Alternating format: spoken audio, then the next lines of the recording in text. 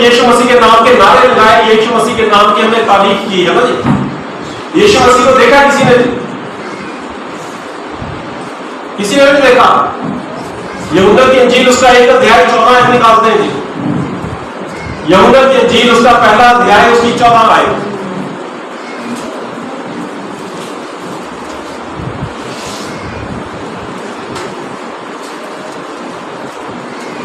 कोई जब पढ़ देगा यूहन्ना की इंजील उसका पहला अध्याय उसकी 14 आयत। और वचन देहधारी हुआ और अनुग्रह और सच्चाई से परिपूर्ण होकर हमारे बीच में डेरा किया, और हमने उसकी ऐसी महिमा देखी जैसे पिता के एकलौते की महिमा। तो क्या लिखा यहाँ पे? यहूदा क्या बता रहे हैं कि वचन देहधारी हुआ हमारे बीच में आया। समझ रहे नहीं क्या कह रहा है वो? क्या कह रहा है? वचन देहधारी हुआ। तो देहधारियों के क्या बना? मनुष्य बना। किसका रूप लिया? यीशु मसीह का। हम में से हमने भी कहा किसी ने यीशु मसीह को नहीं देखा, लेकिन ये वचन देहधारी होकर हमारे बीच में आया, जिसको रोज की रोज पढ़ रहे हैं। तो हम किसको पढ़ रहे हैं रोज की रोज? यीशु मसीह को, है ना? हम किसको पढ़ते पढ़ते बोर हो जाते हैं? जवाब दो, आप सब होते हैं। किसको पढ़ते पढ़ते बोर होते हैं हम? यीशु मसीह। किसके साथ समय बिताने से हम थोड़ा सा कतरा जाते हैं कभी कभी? यीशु मसीह के साथ। किसको सुनने से हम अपने कानों को रोकने की कोशिश करते हैं? यीशु मसीह। हम क्रिसमस मना रहे हैं, हम ईस्टर मना रहे हैं, कोई फायदा नहीं होगा जी उसका, अगर हम यीशु मसीह को नहीं जानते हैं, है ना? और ये वो यीशु मसीह है ना, जो देहधारी होके हमारे बीच में आया, है ना? उसका कोई रूप नहीं है ना? उसका कोई रूप नहीं है। एक एक चीज जो इस पे लिखी हुई है वो यीशु मसीह है ना? उसका कोई रूप नहीं है, क्योंकि कभी कोई शब्द लिखा हुआ है, कभी कोई शब्द लिखा हुआ है ना? कोई एक शब्द, एक रूप नहीं है उसका, कोई एक शक्ल नहीं है उसकी। तो इसमें से ही हम यीशु मसीह को जो है वो सबसे बेहतर जो है वो जान सकते हैं ना, और यीशु मसीह के साथ अपना रिश्ता जो है वो मजबूत कर सकते हैं। मत्ती की इंजील उसकी 5 अध्याय उसकी 20 आयत पढ़ेंगे हम। मत्ती की इंजील उसका 5 अध्याय उसकी 20 आयत।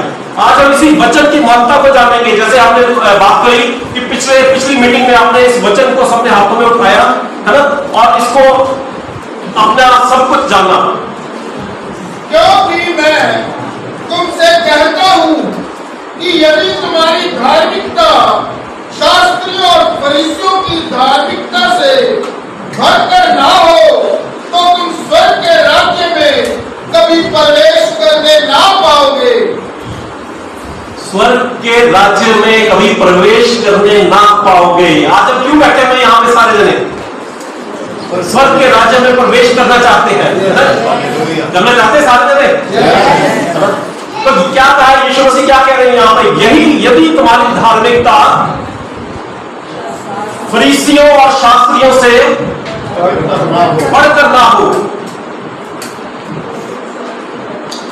समझ नहीं आई, है ना? यदि तुम्हारी धार्मिकता क्या होती है? धार्मिकता का क्या मतलब है? मैं थोड़ा सवाल करूंगा आप लोगों को, जिसको भी, है ना, धार्मिकता से क्या समझते हैं? राइचसनेस। बहुत अच्छा जी। कोई और धार्मिकता के बारे में क्या समझते हैं? धार्मिकता क्या है? धर्म के काम। अच्छा, मतलब दान दे किसी को, दान दे किसी को, किसी की मदद कर दे, अच्छे काम कर ले, वो वाले काम। लेकिन किसी की पत्नी 2 की 10 कहती है, 2 की 10, है ना? वहां पे वो कहता है कि तुम्हारा ये जो तुम्हारा उद्धार हुआ है अनुग्रह के द्वारा हुआ, अच्छे कामों के द्वारा नहीं हुआ, घमंड मत करो, है ना? यशाया कहता है कि ये अच्छे काम फटे हुए चिथड़े हैं परमेश्वर के सामने। तो ये तो मेरा कहना धार्मिकता की डेफिनेशन नहीं है ना जी। क्या होती है धार्मिकता? प्रभु यीशु मसीह को जानना। प्रभु यीशु मसीह को जानना, बहुत अच्छा है। अपने आप को यीशु मसीह को बचाना के आधार धर्मी पवित्र बनाना। Very good. इंग्लिश में वर्ड है राइचसनेस, है ना जी, राइचसनेस। तो इसमें एक चीज मिलती है, राइचसनेस से पीछे एक चीज मिलती है, राइट, ठीक है जी, जिसका हिंदी वर्ड आपने धार्मिकता अपनाया है, क्योंकि हिंदुस्तान में हम हिंदी को पढ़ते हैं तो यहाँ के हिसाब से उसका धार्मिकता वर्ड लिख दिया गया है ना जी, और अच्छा वर्ड है, ऐसी बात नहीं है। लेकिन हमें इसको समझना पड़ेगा कि जहां से आया है उसका मतलब क्या है ना। Richness, right in the eyes of Lord. Hindi में जो आपका धार्मिकता वर्ड है, इसका मतलब है इंग्लिश में राइचसनेस से लिया गया। यीशु मसीह हिंदी नहीं बोलते थे, यीशु मसीह हिंदी नहीं बोलते थे। क्या बोलते थे यीशु मसीह?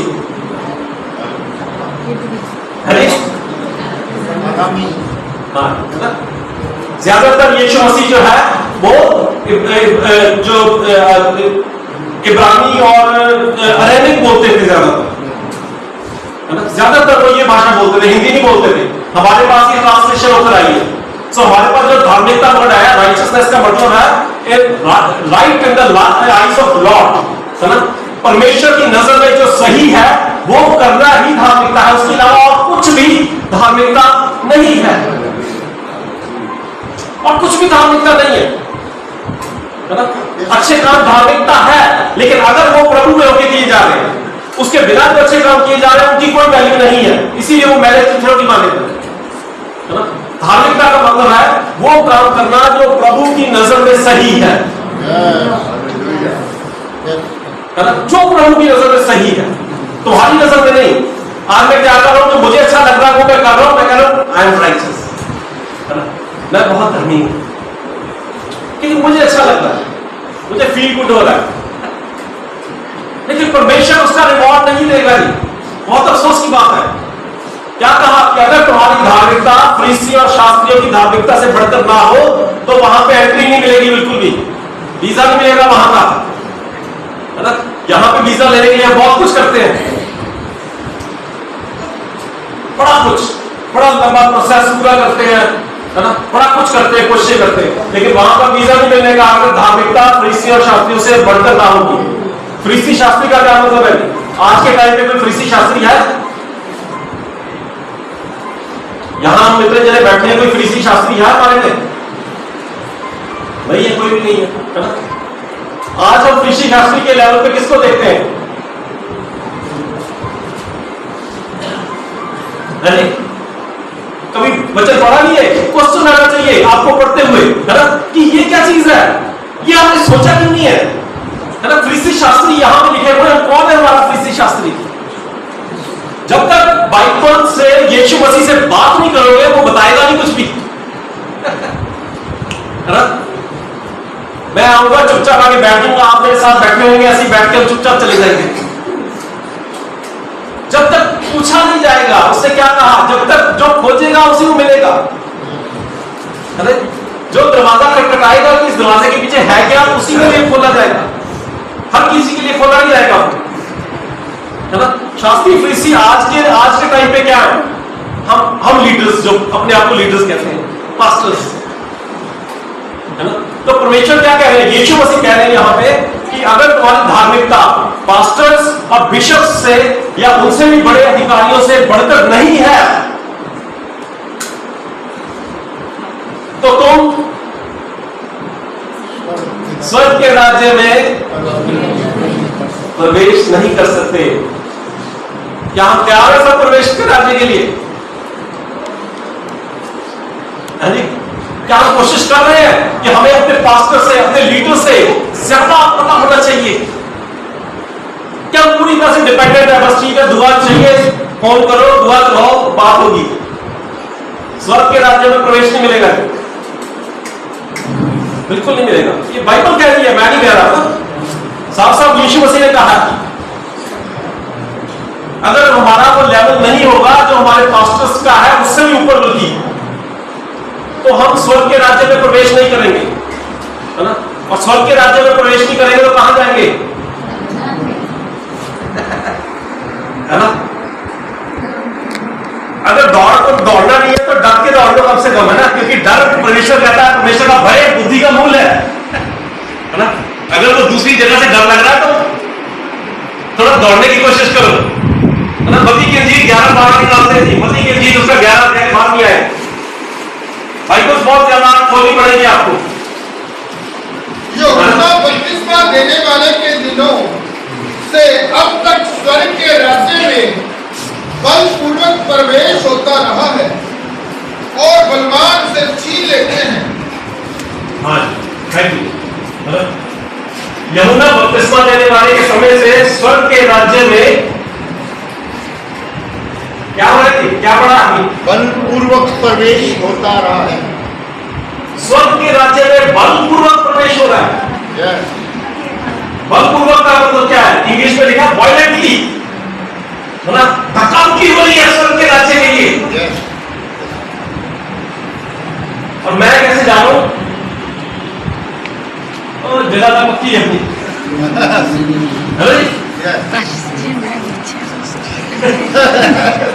है ना, जगह तो पक्की है। धक्का-मुक्की करिए कभी, जब नोटबंदी हुई थी धक्का-मुक्की करी थी, है ना?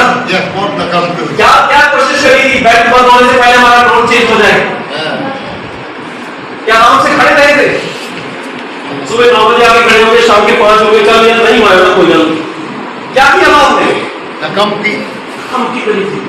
क्यों? क्योंकि उसकी वैल्यू थी हमारी नजर में। आज परमेश्वर के राज्य की, परमेश्वर की, यीशु मसीह की वैल्यू क्या है? हम धक्का-मुक्की करने के लिए तैयार नहीं है। हम रात से बैठे हुए, ठीक है पास्टर जी आएंगे बता देंगे, नहीं बताया तो कोई नहीं। मत्ती की इंजील 11-12 भी पढ़ा हुआ था ना, मत्ती की इंजील 5-20 भी पढ़ा हुआ, नहीं समझ आया था नहीं है। ये बातें तो बहुत बड़ी बातें हैं जी, है ना। लेकिन समझ लो, ऐसा कहने से स्वर्ग का राज्य मिलेगा नहीं, वो तो दूसरी जगह जाओगे, है ना। स्वर्ग यूहन्ना बपतिस्मा देने वाले के समय से स्वर्ग के राज्य में बलपूर्वक प्रवेश हो रहा है। वहां पर जाने के लिए धक्का-मुक्की हो रही है ना। और यहाँ पे बात खत्म नहीं होगी है। उसके आगे क्या लिखा है? यूहन्ना नहीं, इसके आगे जहां लिखा है बलपूर्वक प्रवेश हो रहा है, इसके आगे क्या पार्ट है? और बलवान से छीन लेते हैं। और बलवान लोग उसे छीन लेते हैं। बलवान लोग उसे छीन लेंगे। मौका देगा तो एक बात बढ़ेगी, बलवान लोग उसे छीन लेंगे।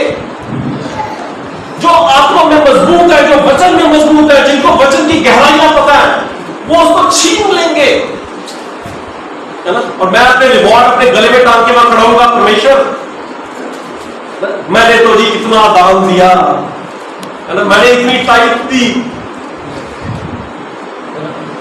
मैं तो गरीबों को भी खाना खिलाता था।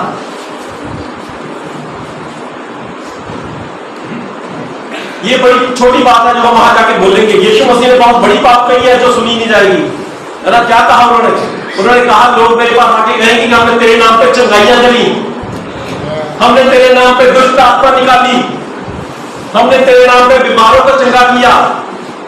तो यीशु मसीह वहां पे क्या कह रहे हैं? आजा फिर, मैं तुम्हें क्यों? क्योंकि बलवान लोग उसे छीन रहे हैं, है ना। हम अगर एक ही जगह पे बैठे हुए वचन को हम इंपॉर्टेंस नहीं दे रहे, यीशु मसीह जो असली है उसकी तरफ हम नजर नहीं लगा रहे हैं, लेकिन हमारा गोल क्या है? सिर्फ चंगाई पानी, बरकत लेनी और बस, है ना, वीजा लग जाएगी। ऐसे नहीं मिलने वाला, ऐसे नहीं मिलने वाला, ऐसे नहीं मिलने वाला सच में। इब्रानियों की किताब खोलते जी, इब्रानियों की किताब उसका 4था अध्याय, उसकी 2 आयत पढ़ेंगे। इब्रानियों की किताब, हमें उन्हीं की तरह सुसमाचार सुनाया गया है, पर सुने हुए वचन से उन्हें कुछ लाभ न हुआ, क्योंकि सुनने वालों के मन में विश्वास के साथ नहीं बैठा। इब्रानियों का लेखक कह रहा है कि उन्हें हमारे ही द्वारा सुसमाचार सुनाया गया, हमें सुनाया गया ना जी। Yes sir. वो कह रहा है उन्हें भी हमारे ही तरह समाचार सुनाया गया। किनकी बात कर रहा है वो? मिस्र से आए हुए लोगों इजराइलियों की, है ना? इजराइलियों की बात कर रहा है। इजराइलियों को हमारी ही तरह सुसमाचार सुनाया गया, लेकिन सुने हुए सुसमाचार से उन्हें कुछ लाभ नहीं हुआ, है ना? आज हमें सुनने से कुछ लाभ हो रहा है कि नहीं? हम इसको समझने की कोशिश कर रहे हैं कि नहीं? उनको भी सुनाया गया, लेकिन उन्हें इसको सुनने से कुछ लाभ ना हुआ, क्योंकि उनके मन में विश्वास के साथ नहीं बैठा। सुनते रहे, मीटिंग में गए, सुना, आगे बंद करके रख दी और सो गए। और किनकी बात कर रहा है यहां पे? किनको नहीं मिला? इजराइलियों की। उनसे परमेश्वर डायरेक्ट बात करते थे, उनसे कोई पास्टर बात नहीं करता था,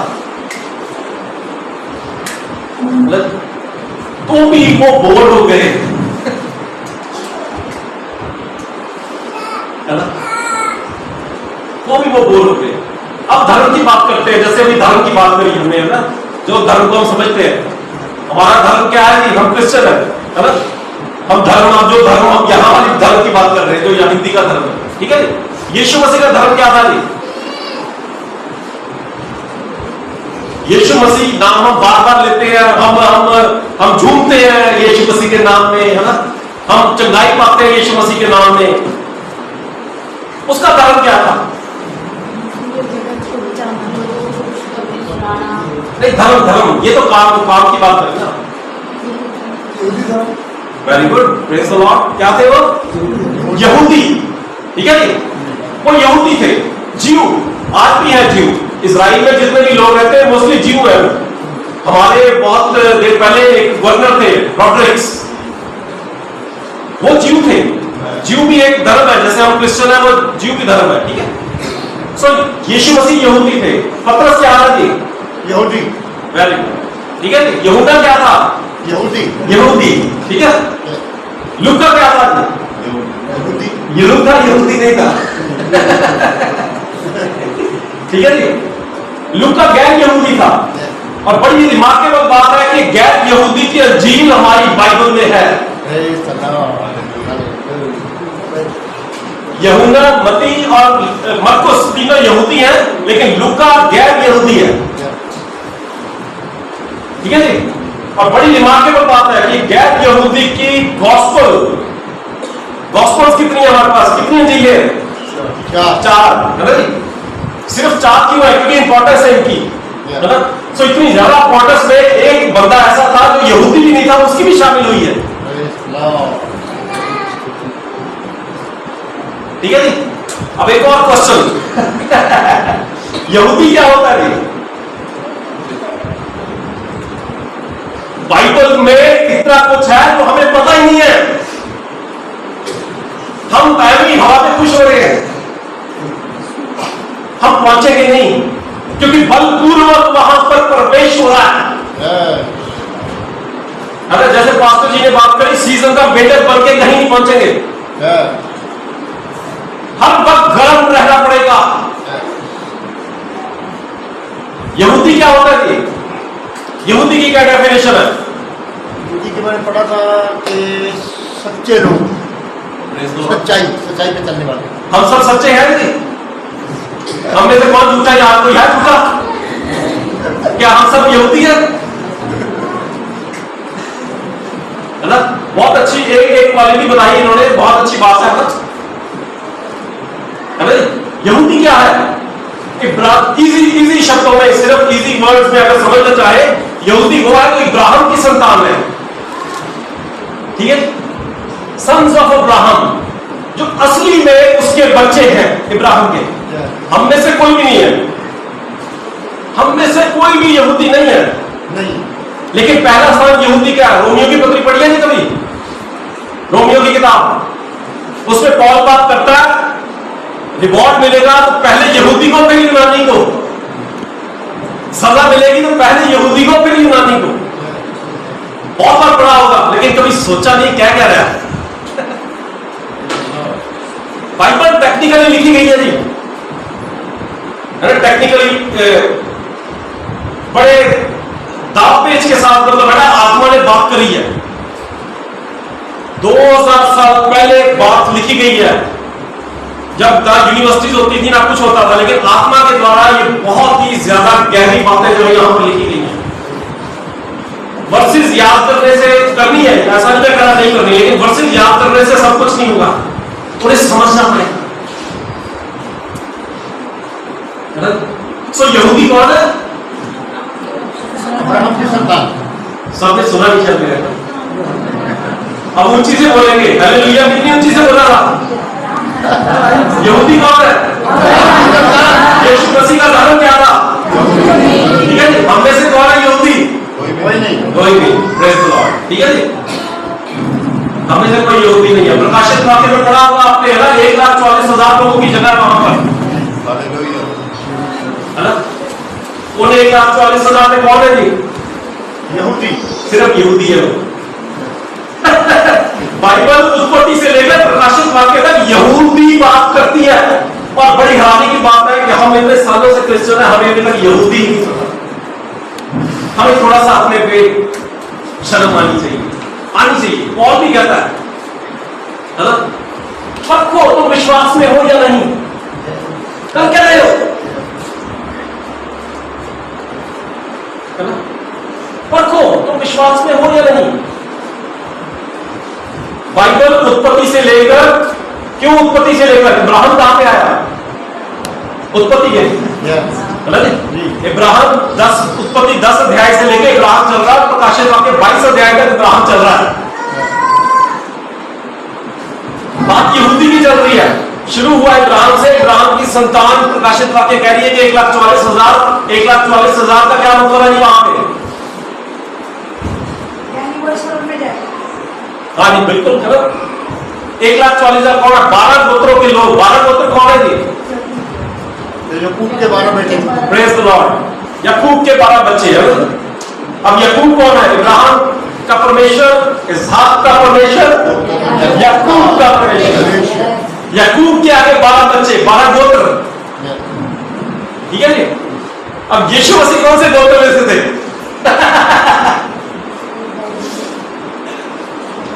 यहूदा गोत्र में। Praise the Lord. बहुत बार हमने गाया हुआ है, बहुत बार सुना हुआ है, लेकिन समझा नहीं है ना। दाऊद का कौन सा शेर है वो? किसका शेर है? यहूदा का शेर। यहूदा का शेर, वो यहूदा गोत्र के थे यीशु मसीह।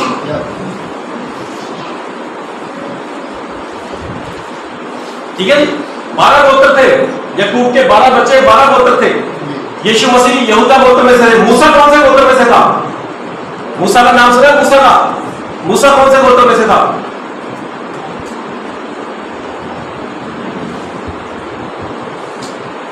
लेवी गोत्र में से थे। ठीक है, लेवी लोगों को परमेश्वर ने अपनी सेवा के लिए चुना था। लेवी लोगों को कि ये सिर्फ मेरी सेवा करेंगे, अगर कोई और लेवी के बिना कोई और मेरी सेवा करने के लिए आएगा तो वो मर जाएगा। सिर्फ लेवी लोग परमेश्वर की सेवा कर सकते थे। मूसा लेवी था, ठीक है जी। मूसा का भाई कौन था? हारून महायाजक, है ना, पहला महायाजक, सबसे पहला महायाजक हारून, है ना। हारून के घराने को महायाजक का जगह मिली कि ये जो है ये हाई प्रीस्ट होंगे, ये परमेश्वर की सेवा करेंगे, इनके अलावा और कोई परमेश्वर की सेवा नहीं करेगा हारून के घराने में से। ठीक है जी। अब आप ये ये सब कुछ आप पहली बार सुन रहे शायद, है जी। लेकिन आपने इब्रानियों की किताब पढ़ी होगी, अभी पढ़ी जाते हैं 4 की 2 पढ़ी इब्रानियों में से। इब्रानियों की किताब बहुत बार पढ़ी होगी। और मैं आपको गारंटी देता हूं, अगर आपको गोत्र नहीं पता, लेवी नहीं पता, यहूदा नहीं पता, इब्रानियों की किताब आप समझ नहीं सकते। इब्रानियों की किताब में वहां पे वो गोत्रों को ही सिर्फ गोत्रों के साथ खेल रहा है। वो उनको क्या समझा रहा है? वो कह रहा है यीशु मसीह जो है वो महायाजक है ना। लेकिन महायाजक कौन से गोत्र में से होता था? Levi, praise the lord, Levi, ठीक है। महायाजक लेवी गोत्र में से होता था। यीशु मसीह कौन से गोत्र में से थे? तो वो वहां पे उनको समझा रहा है ना, कि यीशु मसीह जो था वो लेवी नहीं है, लेकिन फिर भी यहूदा के गोत्र में से होंगे, वो महायाजक है ना, मलकीसिदक की रीति पर। ठीक है जी, बट टेक्निकल बातें हैं सारी बाइबल में लिखी हुई। बाइबल ऐसे ही नहीं है बस ठीक है पढ़ ली, नहीं समझ आई कोई बात नहीं, करते ना वैसे, कोई मेरे को प्रॉब्लम नहीं है, लेकिन वहां जगह नहीं मिलेगी। क्योंकि जब तक तुम्हारी धार्मिकता तुम्हारे अपने पास्टर से, तुम्हारे अपने बिशप साहब से बढ़कर नहीं होगी, तो तुम स्वर्ग के राज्य में प्रवेश नहीं कर सकते, है ना? पास्टर जी का कुर्ता पकड़ के पीछे पीछे जा नहीं पाओगे, पास्टर जी जरूर पहुंचेंगे, है ना? कोशिश करनी पड़ेगी, बलपूर्वक वहां पर प्रवेश हो रहा है ना? और यीशु मसीह हमारी आंखों के सामने है, हमें इसके साथ समय बिताना है ना, हमें इसके साथ और ज्यादा अपने रिलेशन को स्ट्रॉन्ग करना है।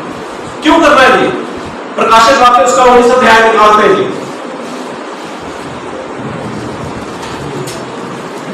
प्रकाशित वाक्य है उसका 19 अध्याय और उसकी 11 आयत से लेकर पढ़ेंगे जी आगे। प्रकाशित वाक्य उसका 19 अध्याय 11 आयत से लेकर आगे पढ़ेंगे। फिर मैंने स्वर्ग को खुला हुआ देखा और देखता हूं कि एक श्वेत घोड़ा है। हाँ जी, यहाँ लिखा है, मैं साथ साथ थोड़ी बात करेंगे। तो यहूदा यहाँ पे दर्शन देख रहा है, वगैरह मैंने स्वर्ग को खुला हुआ देखा और एक श्वेत घोड़ा जो है वो वहां से आ रहा है, दर्शन देख रहा है। ठीक है जी, हाँ जी आगे बढ़ेंगे। और उस पर एक सवार है, उस पर एक जना बैठा हुआ है, उस घोड़े पर एक आदमी बैठा हुआ है, मतलब उस घोड़े पर एक बैठा हुआ आदमी। हाँ जी, जो विश्वास योग्य और सत्य कहलाता है। हाँ, जो विश्वास योग्य है ना, उस पर हम विश्वास कर सकते हैं और वो सत्य कहलाता है, सच है। वो कौन है सच? यीशु मसीह। हाँ जी, वेरी गुड, आगे दी। और वह धर्म के साथ न्याय और युद्ध करता है। हाँ, मतलब वो न्याय करता है, वो युद्ध करता है ना। हाँ जी आगे। उसकी आंखें आग की ज्वाला है और उसके सिर पर बहुत से राज मुकुट हैं। हाँ, उस पर एक नाम लिखा है जिसे उसको छोड़ और कोई नहीं जानता।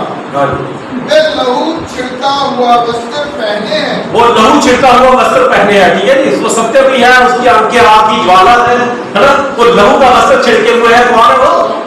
यीशु मसीह। हाँ जी आगे दी। और उसका नाम परमेश्वर का वचन है। और उसका नाम परमेश्वर का वचन है। हाँ जी आगे दी। स्वर्ग की सेना श्वेत घोड़ों पर सवार और श्वेत और शुद्ध मलमल पहने हुए उसके पीछे पीछे है। हाँ, उसके पीछे पीछे क्या आ रही है? स्वर्ग की सेना भी आ रही है ना। वचन जब भी पढ़ा जाता है, जब भी बोला जाता है ना, उसके पीछे पीछे स्वर्ग की सेना आ रही है ना, और वो यीशु मसीह है ना। और वो क्यों आ रहा है? वो न्याय करने के लिए आ रहा है। वचन घोड़े पर सवार होकर न्याय करने के लिए आ रहा है। हम किनारे से कहां निकल जाएंगे? समझ नहीं आया, क्या कि कहां बच जाएंगे हम? नहीं बच पाएंगे, है ना, क्योंकि बहुत अच्छी एग्जांपल वहां पे फिर कह दी जाएगी हमें, है ना। अच्छा, ये तो तुम्हें समझ नहीं आया ना, ये तो तुम्हें समझ नहीं आया ना। एफडी कौन से बैंक में ज्यादा इंटरेस्ट मिलता है?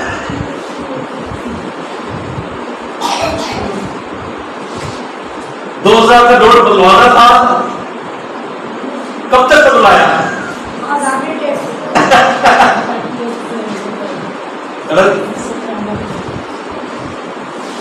10 रुपए का पेन भी बाजार में लेने जाते हैं, दुकानदार को 10 रुपए देते हैं, वो पेन देता है, पेन जेब में डाल के नहीं आते हम। सो स्मार्ट, हम बड़े चालाक हैं। 10 रुपए की वैल्यू भी निकालने के लिए हम उसको चला के देखते, नहीं चल रहा तो वापस देते, भाई ये नहीं चल रहा दूसरा दे। क्या आत्मा इतनी सस्ती है हमारी कि उसके लिए हम बिल्कुल बेपरवाह से बैठे हुए कि कोई चक्कर नहीं, चल जाएगा? वैल्यू किसकी है? पैसे की ज्यादा वैल्यू है। जीसस ने वही कहा है ना, धर्म की सेवा मत करो, तुम्हारा खुदा कौन है पहचानो। जिसकी ज्यादा चिंता है वही तुम्हारा खुदा है। कहने की जरूरत नहीं पड़ेगी। गले में मैं क्रॉस डाल के घूम लूं, हाथ में बाइबल लेके घूम लूं, लेकिन ध्यान मेरा लगा हुआ है कि है ना, पैसा कितना आ रहा है, तो बताने की जरूरत नहीं है कि प्रभु कौन है। 100 रुपया घर में खो जाता है, यीशु मसीह ने एग्जांपल भी दिया इसकी दृष्टांत में, है ना। 100 रुपया घर में खो जाता है तो हम कहते चल यार कोई नहीं, जान दो।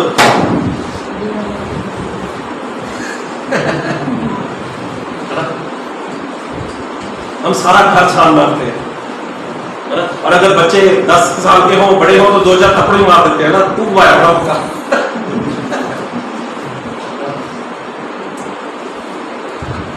इसकी कीमत कब जानेगी,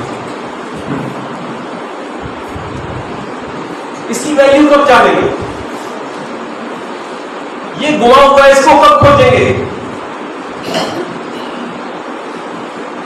यीशु मसीह के गीत गा के, है ना, यीशु मसीह का नाम लेके, यीशु मसीह का स्टिकर अपनी गाड़ी पे लगवा के,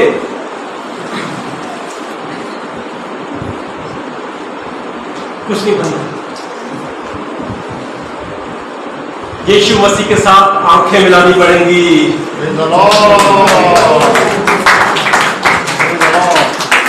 उसके साथ आंखें मिलानी पड़ेगी, और जब आंखें मिलाओगे तो वो तुम्हारे अंदर दिल की गंदगी को निकालेगा।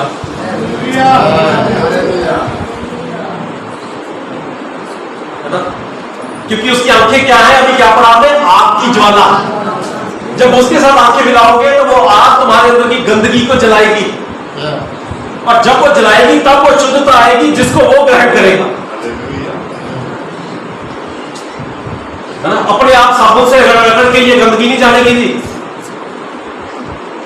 ये वचन ही जो है हमारे अंदर की गंदगी को धोके हमें प्रभु के योग्य बनाएगा, उसके अलावा हम नहीं जा सकते।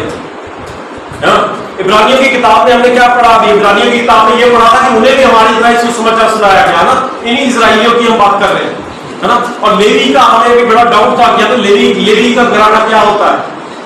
बाइबल में हमारी किताब है, पता है लेवी नाम से, कौन सी है जी, व्यवस्था। अपने भी हमें लेवी का नहीं पता, हमें जागना होगा, है ना, हमें जागना, क्योंकि जो वो करते रहे इजरायली, जिनको ये वचन सुनाया गया था ना, उनका एंड क्या हुआ नहीं। ओल्ड टेस्टामेंट पढ़नी चाहिए, मैं कहता हूं ओल्ड टेस्टामेंट पढ़नी चाहिए अच्छी तरह, कभी न्यू टेस्टामेंट समझ आएगी, नहीं तो न्यू टेस्टामेंट में तो समझ नहीं आएगा। है ना, पहले 10 अध्यायों में उत्पत्ति में, है ना, क्या हो रहा है, वहां पे सिर्फ सृष्टि हो रही है ना, हिस्ट्री दी हुई है।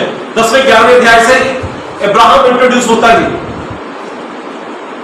विश्वासियों का पिता कहलाता है ना। इब्राहिम का बेटे का क्या नाम है जी, इसहाक का बेटा, यकूब का बेटा,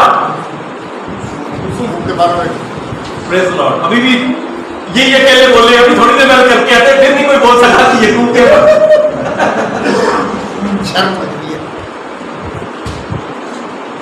जागो,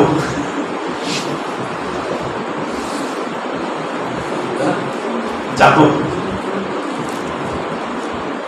यकूब के 12 बच्चे, ठीक है जी, उन 12 बच्चों में से 12 गोत्र जिनको हम कहते हैं सारे के सारे, ठीक है जी, 12 में से 11 ने एक को मार दिया। किसको मारा था, खड्डे में फेंक दिया, यूसुफ को, ठीक है, यूसुफ को खड्डे में फेंक दिया, बेच दिया गया, चला गया, जेल में चला गया, और उसके बाद क्या हुआ, प्रधानमंत्री बन गया, ठीक है, प्रधानमंत्री बन गया। यकूब अपने पूरे घराने के साथ मिस्र में आ गया। कहां का प्रधानमंत्री बना वो, मिस्र का। यकूब अपने सारे घराने के साथ यूसुफ के पास आ गया, मिस्र में आ गया। यूसुफ मर गया, उत्पत्ति खत्म हो गई। उत्पत्ति और निर्गमन के बाद 400 साल का फर्क है दोनों किताबों के बीच में। उत्पत्ति की किताब और निर्गमन की किताब के बीच में 400 सालों का फर्क है। यूसुफ मर गया, अब जो मिस्र का आगे राजा आ रहा है 400 साल बाद, उसको याद नहीं है कि यूसुफ कौन था।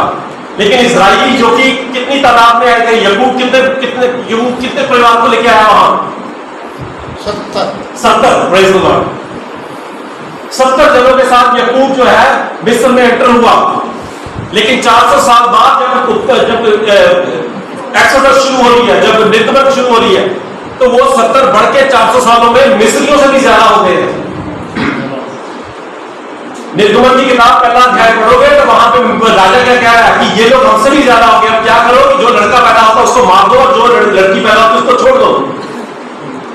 कौन पैदा हुआ? मूसा।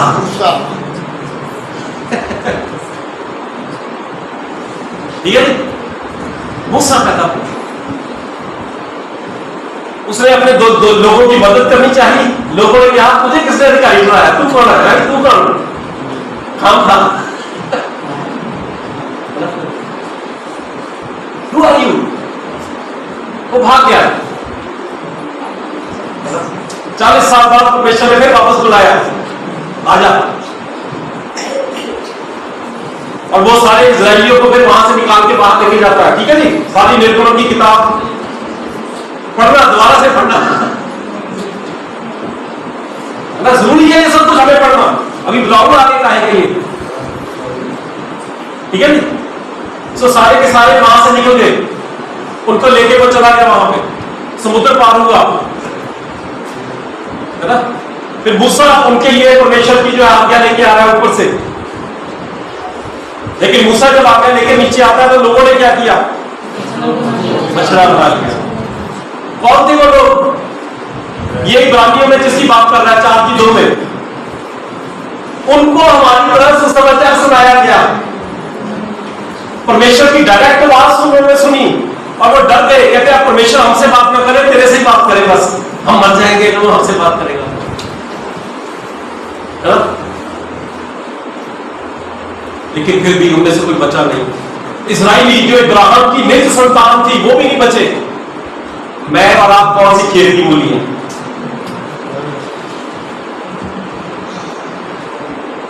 उनके जैसा विश्वास हमारा तो है ही नहीं बिल्कुल भी, क्योंकि वो तो डायरेक्ट बातें सुनते थे। हमें कितना जोर लगाने की जरूरत है।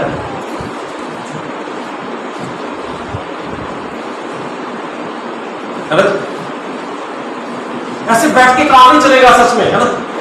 मुझे नहीं पता आप में से कितनों को समझ आ रहा नहीं आ रहा, बाद में आप शायद ये भी कहोगे, बोलोगे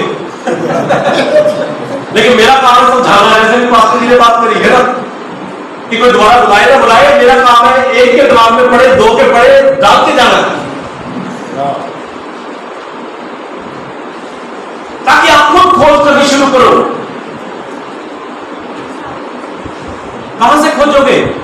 जब पढ़ोगे। किसने लिखा है ये सब कुछ? ये किताब किसने लिखी है? पवित्र आत्मा के द्वारा एक एक वचन जो है इसमें लिखा गया है, होली स्पिरिट के द्वारा। जब आप इस वचन को पढ़ोगे तो होली स्पिरिट ही आपको लीड और गाइड करेगा।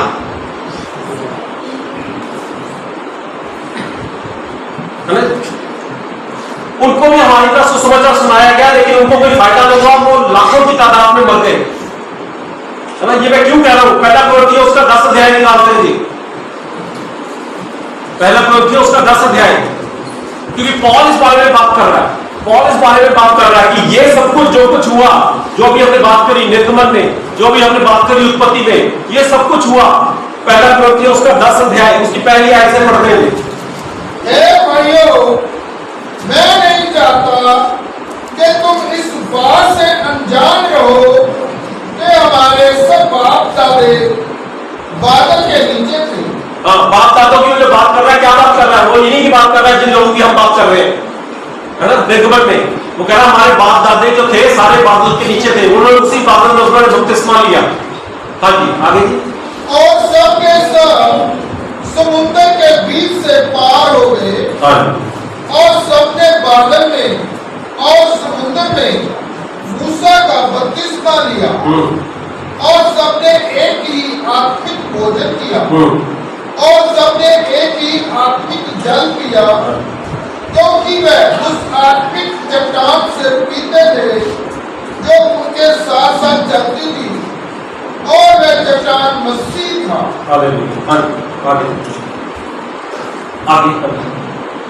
परंतु परमेश्वर उनमें से बहुतों से प्रसन्न ना हुआ। वो आत्मिक चट्टान के साथ चलते थे जो कि मसीह था, समुद्र में उनका बपतिस्मा हुआ, बादल उनकी अगुवाई करता था, आग का खंभा उनकी अगुवाई करता था, लेकिन प्रभु उनसे खुश नहीं था।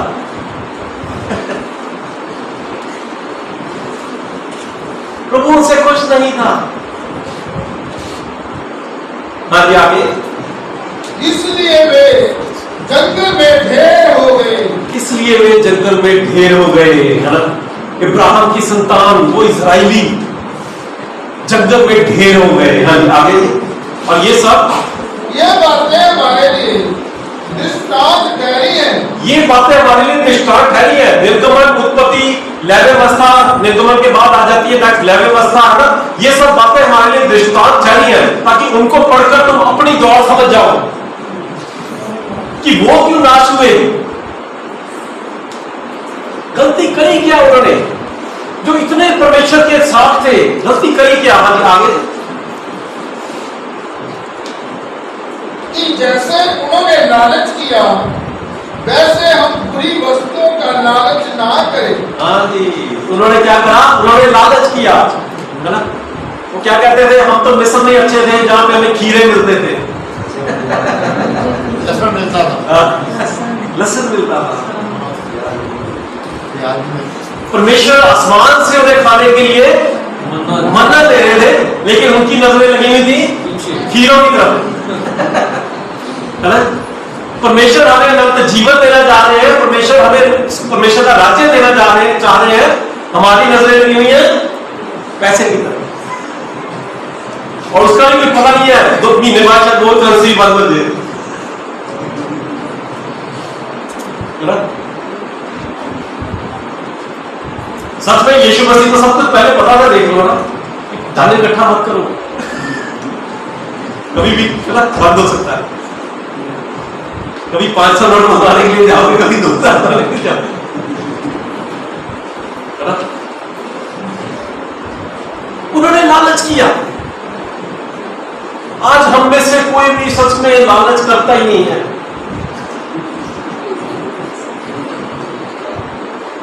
कैसा है आगे। और ना तुम मूर्ति पूजक बनो, जैसे कि उनमें से कितने बन गए थे।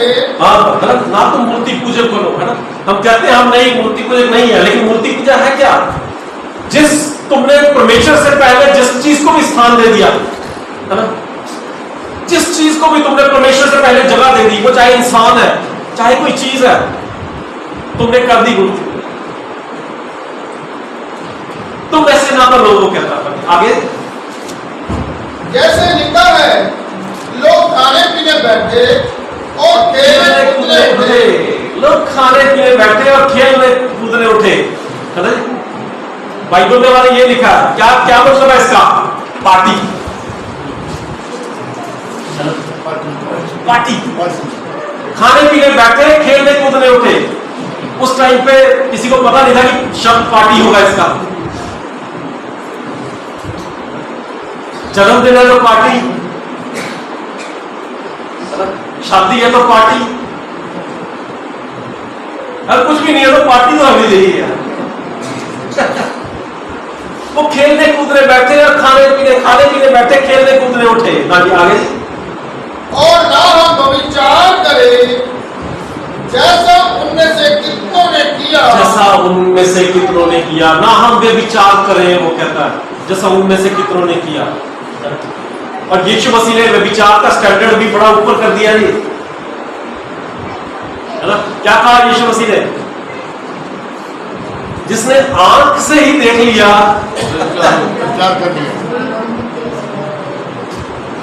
जिसने आंख से ही देख लिया और मन में गलत विचार ले आया, विचार कर दिया, वो कहता तुम मत करना। आगे। और एक दिन में 23,000 मर गए। एक दिन में 23,000 मारे गए, है ना। वो कहता है ये सब बातें हमारे लिए दृष्टांत की रीति पर ठहरी, है ना, कि इन चीजों में से सीखो, है ना। ओल्ड टेस्टामेंट को जब हम पढ़ेंगे तब हम सीखेंगे, अभी हम सिर्फ लेवल व्यवस्था तक की बात कर रहे हैं, है ना। कि उसके बाद लय व्यवस्था की किताब आ गई। लय व्यवस्था में लेवियों की विधियां लिखी हुई है सारी, कि लेवियों को किस रीति से परमेश्वर की सेवा करनी है, कैसे कपड़े पहनने हैं, कैसे परमेश्वर के सामने बलि चढ़ानी है। सारी लय व्यवस्था की किताब में वो चल रहा है। मूसा पहाड़ पर ही है वहां पे परमेश्वर के पास, लेकिन वो वहां से जो परमेश्वर को मूसा को बताया जा रहा है वो लेवियों को वो आज्ञा दे रहा है। ठीक है, उसके बाद कौन सी किताब आती है हमारे पास? गिनती की। ठीक है, गिनती की किताब में 2 बार गिनती हुई है, जैसे कि नाम है गिनती। पहली गिनती हुई है जब वो लाल समुद्र पार करके आए सारे के सारे लोग, तब उनकी गिनती हुई सबकी। और दूसरी गिनती तब हुई जब जो लाल समुद्र से पार करके आए थे सारे के सारे मारे गए, उनकी अगली जनरेशन जो है उसकी गिनती हो रही है। गिनती की किताब में 2 बार गिनती हो रही है, और वो उसी जंगल में घूम रहे हैं। मोसेस जो है वो परमेश्वर के पास जा रहा है, आज्ञा लेके आ रहा है, और वो सारी घटनाएं और गिनती की किताब में लिखी हुई है। ठीक है, उसके आगे कौन सी किताब आती है? व्यवस्था विवरण, है ना। अब गिनती की किताब में हमने क्या कहा कि पुरानी पीढ़ी सारी की सारी मर गई है, अब नए बच्चे हैं, है ना। अब जो नए आगे मूसा ने लॉस किसको दिए थे? पुराने लोगों को, वो सारे मर गए। अब मोसेस नए बच्चों को लॉस दे रहा है, सारे के सारे दोबारा लय व्यवस्था, सॉरी व्यवस्था विवरण, ड्यूटोनॉमी। ड्यूटोनॉमी का मतलब है इंग्लिश में सेकंड टाइम लॉ, है ना। और ये सारा का सारा वही पहाड़ के आसपास ही काम चल रहा है 40 साल के अंदर। उत्पत्ति, निर्गमन से लेके लय व्यवस्था, फिर गिनती, फिर व्यवस्था विवरण, वो सारा वहां भी टाइम चल रहा है सारा का सारा। मोसेस उनको वो बातें बता रहा है सारी की सारी, दोबारा रिपीट हो रही है। निर्गमन की किताब में हमें 10 हुक्म 20वें अध्याय में मिलते हैं, व्यवस्था विवरण की किताब में 5वें अध्याय में हमें 10 हुक्म मिल जाते हैं, क्योंकि अब वो दोबारा लेने नहीं जा रहा, लेके नहीं आ रहा, लेकिन डायरेक्ट बता रहा है बस।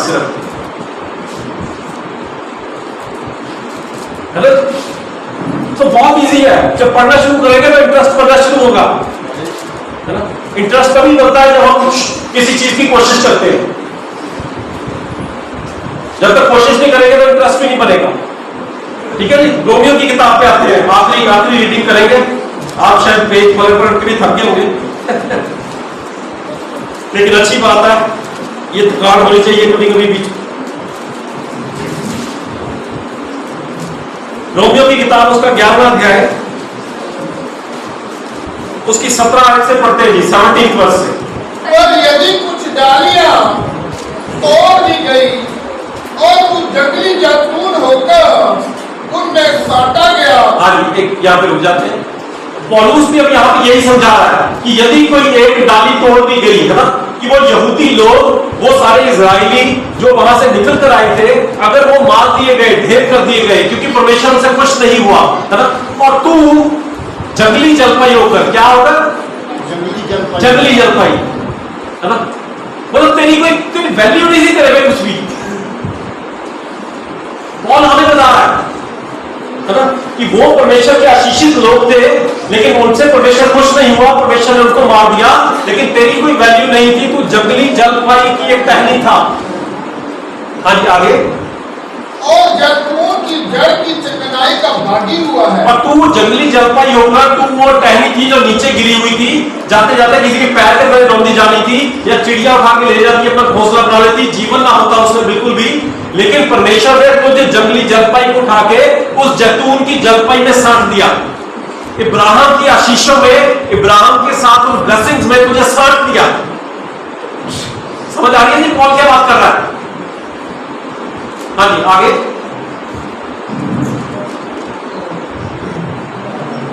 तो डालियों पर घमंड ना करना, और यदि तू घमंड करे तो जान रख के तू जड़ को नहीं, परंतु जड़ तुझे संभालती है। वो कह रहा जब तू साट दिया गया, आप है ना, तो ब्लेसिंग्स ले रहा परमेश्वर की, वो परमेश्वर के वचनों के द्वारा, परमेश्वर के द्वारा, और अब तू फैलना शुरू हो गया है ना, नए पत्ते आ गए हैं, डालियां आ गई हैं। तो वो क्या करा आगे? अब तू क्या ना करना? घमंड ना करना। उसको पहले पता है परमेश्वर आपको दे रहा है, उसको पहले पता है ना, कि जब 4 पत्ते निकलेंगे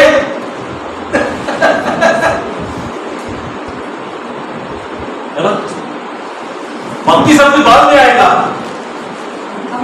घमंड सबसे पहले है।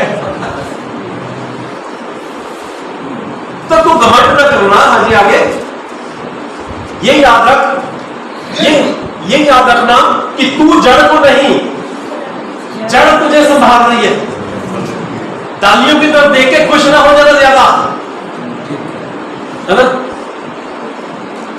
डालियों की तरफ देख के खुश ना हो जाना ज्यादा, ये याद रखना तू जड़ को नहीं, जड़ तुझे संभाल रही है। हाँ जी आगे, फिर तू कहेगा डालियां इसलिए तोड़ी गई कि मैं साटा जाऊं। हाँ, फिर तू कहेगा जी काटा सीगा, है ना? मेरे में तो परफेक्टनेस है, मेरे वर्गा का कोई भी नहीं। फिर तू कहेगा कि वो इसलिए तोड़ दी गई कि वो बुरे थे, लेकिन मैं इसलिए साटा गया कि मैं बहुत ही ज्यादा अच्छा था। हाँ जी आगे, ठीक है, वे तो अविश्वास के कारण तोड़ी गई। वो तो अविश्वास के कारण तोड़ी गई क्योंकि प्रभु से खुश नहीं हुआ, उनके कामों से खुश नहीं हुआ। परमेश्वर की आवाज सुनते थे लेकिन अपने आप को वो सुधारते नहीं थे, परमेश्वर के अनुसार चलते नहीं थे, परमेश्वर की धार्मिकता के अनुकूल ना होकर अपनी धार्मिकता स्थापित करने की कोशिश कर रहे थे। हाँ जी आगे, परंतु तू विश्वास से बना रहता है, इसलिए अभिमानी ना हो, परंतु भय मान, क्योंकि जब परमेश्वर ने स्वाभाविक डालियों को ना छोड़ा तो तुझे भी ना छोड़ेगा। जब परमेश्वर ने स्वाभाविक डालियों को ना छोड़ा, अपनी निज कौम को, इस्राएलियों को जब परमेश्वर ने मार दिया, जो भी हमने वचन में से पढ़ा कि कहीं 23,000 मर गए, कहीं 46,000 मर गए और लाखों की तादाद में मर गए, तो तुझे भी नहीं छोड़ेगा। घमंड ना करना इसी बात पे, नेगेटिव घमंड ना करना कि मेरे को वचन बहुत पता है, मेरे को यहाँ पे बुलाने की बात क्या, आज पास्टर जी ने हाथ पहना दिए तो बस ले बस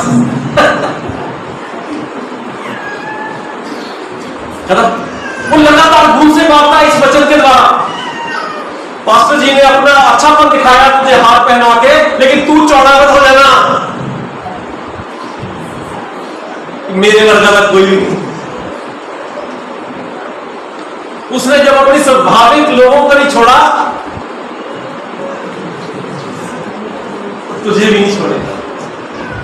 हाँ जी आगे, इसलिए परमेश्वर की कृपा और कड़ाई को दे, जो गिर गए उन पर कड़ाई, परंतु तुझ पर कृपा, यदि तू उसमें बना रहे, यदि तू बना रहे तो तुझ पर कृपा होगी, है ना? अगर बना न रहा, अपनी चाल चलनी शुरू कर दी, तो तुझे भी वो नहीं छोड़ेगा, है ना? सब कुछ को डायरेक्टली हमें वचन में सिखाया जा रहा है, पवित्र आत्मा के द्वारा लिख के दिया गया है। 10 की पहली आयत पढ़ लेते हैं, इसीलिए रोमन्स की 10 की पहली आयत। हे भाइयों, मेरे मन की अभिलाषा और उनके लिए परमेश्वर से मेरी प्रार्थना है। वो रिक्वेस्ट कर रहा था कि मेरी मन की अभिलाषा है, मैं चाहता हूं कि सब परमेश्वर में हो जाए। पॉल लिख रहा है ना? मेरी प्रार्थना भी यही है कि सब हो जाए। हाँ जी आगे, कि वे उद्धार पाए, क्योंकि मैं उनकी गवाही देता हूं कि उनको परमेश्वर के लिए धुन रहती है। परमेश्वर के लिए धुन तो रहती है, उनको परमेश्वर के लिए धुन तो रहती है। हाँ जी, परंतु बुद्धिमानी के साथ नहीं।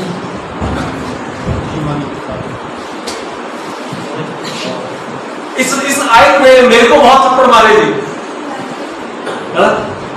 धुन तो बड़ी है जी, दिसंबर आते ही ओ बस धुन बड़ी है, लेकिन बुद्धिमानी के साथ नहीं। विजडम पर नीति वचन भरा पड़ा है, विजडम की बातें बताता। यीशु मसीह बुद्धि और ज्ञान के भंडार है, कुलुस्सियों की पत्री में लिखा है, बुद्धिमानी के साथ नहीं। आगे, क्योंकि वे परमेश्वर की धार्मिकता से अनजान होकर, परमेश्वर हमारी जिंदगी से क्या चाहता है कि हम उसकी नजर में सही हो, उसकी धार्मिकता से अनजान होकर और अपनी धार्मिकता स्थापित करने का यत्न करके परमेश्वर की धार्मिकता के अधीन ना हुए। है ना? बड़ी इजी शब्दों में लिखा हुआ उसने कि वो परमेश्वर की धार्मिकता के अधीन ना हुए, क्योंकि उन्होंने परमेश्वर की धार्मिकता को नहीं, अपनी धार्मिकता स्थापित करने की कोशिश करी। है ना? ये लगातार परमेश्वर के लोगों से गलती होती रही है। उन इजराइलियों को भी यही घमंड था। यीशु मसीह के सामने भी लोग आए थे, आपको याद होगा, हम पढ़ेंगे नहीं, जल्दी से मैं उसको बताऊंगा। यीशु मसीह के सामने भी लोग आए थे, है ना, हम इब्राहिम की संतान हैं। यीशु मसीह ने कहा अगर इब्राहिम की संतान होते हैं तो तुम ये ना करते जो अब कर रहे हो, तुम शैतान की संतान। They were also confident about this कि हम इब्राहिम की संतान हैं। आज हम भी बड़े पक्के हैं इस चीज में, है ना, गाने गा के, हम बड़ा कुछ करके कि हम तो जाएंगे, लेकिन इसके बिना कहीं पहुंचने वाले नहीं हैं जी। इन 66 किताबों के अलावा कहीं नहीं पहुंच सकते। ये 62 की 62 किताबें जो है ना बाइबल में, कितनी किताबें हैं जी? 66, ठीक है। तो ये 62 बुक्स जो है ना, 62 जो किताबें हैं बाइबल की, वो 4 किताबों की तरफ इशारा कर रही है। पुराने नियम की 39 किताबें कह रही हैं कि वो आने वाला है। नए नियम की 23 किताबें कह रही हैं कि वो आके चला गया, तुमने उसको कबूल नहीं किया। ये 62 की 62 किताबें चारों झीलों की तरफ इशारा कर रही हैं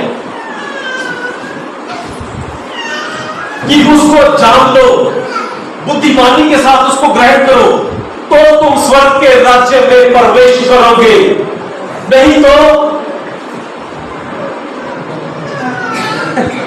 यहीं पे बस खुश होकर चले जाओगे। लेकिन वहां जाते ही परमेश्वर की तरफ से क्या कहा जाएगा? मैं तुम्हें जानता ही नहीं। अब ये हम पे है कि हम अपने आप को परमेश्वर को पहचान करवाना चाहते हैं या नहीं, है ना? कि प्रभु दूर से ही कहते हैं ना, जगई को पेड़ पे चढ़े हुई ना, आजा, भीड़ चाहे जितनी मर्जी हो, वो दूर से ही हमें कह दे आजा, मुझे आज तेरे साथ खाना खाना है। सब कोशिश करो, बलपूर्वक वहां पे प्रवेश हो रहा है। हमें अपने आप में वो बल लाना है ना? हमें लगातार इस वचन से, हमें लगातार इस वचन की बातों से अपने स्पिरिचुअल मसल्स को स्ट्रॉन्ग करना है, ताकि जब बलपूर्वक प्रवेश हो रहा है तो हम पीछे ना रह जाए, कोई हमें धक्का देके आगे ना चला जाए, बल्कि ऐसा हो सके कि हम औरों को धक्का देके आगे जा सके, तभी वहां पर प्रवेश हो पाएगा। ऐसे घूम घाम के नहीं प्रवेश हो पाएगा कि चलो ठीक है। सो परमेश्वर आप सबको बरकत आशीष दे, आपकी बुद्धि को परमेश्वर बढ़ाए, है ना, क्योंकि यीशु मसीह बुद्धि और ज्ञान के भंडार है। भोले लोगों को बाइबल बार बार कहती है कि हे भोले लोगों, चतुराई सीखो। चतुराई दुनियावी नहीं, है ना, शैतान से बचने की चतुराई सीखो। वचन में पौल कहता है कि जब तुम विश्वास में नहीं थे, जब बुरा काम करते थे, कितना सोचते थे पहले, है ना? हम सब एक चीज सोचते हैं, हमने पेड़ों से आम तोड़े होंगे बचपन में, है ना जी? तोड़ने से पहले कभी सोचते थे कि यार ये माली आ गया की करांगे? कदे भी, है ना? आ भी जाता था तो भी प्रमाण मारते थे, भाग लेते थे, है ना? गिरते गिरते चोट भी लग जाती थी, कोई चक्कर नहीं। वो कहना जब तुम बुरा काम करते थे तब तुम परवाह नहीं मारते थे, है ना, किसी भी चीज की सोचते नहीं थे, लेकिन जब परमेश्वर का काम कर रहा होता है तब तुम सारी जिंदगी बैठे सोचते ही रहते हो। सही काम करने के लिए सारी जिंदगी सोचते रहते हो, गलत काम करने के लिए वेट लगाते हो, बस कर दे, पता भी नहीं चले किसी को। वो कहता है यही एक्टिवनेस परमेश्वर के वचन के लिए रखो, है ना? यही तीव्रता परमेश्वर के लिए रखो, ढीले मत हो, अपने घुटनों को मजबूत कर लो, अपने आत्मिक मसल्स को स्ट्रॉन्ग कर लो, ताकि बलपूर्वक हम परमेश्वर के राज्य में प्रवेश कर सके। परमेश्वर हम सबको बहुत बरकत और आशीष दे और लगातार अपने वचनों में बढ़ाता चला जाए। आमीन।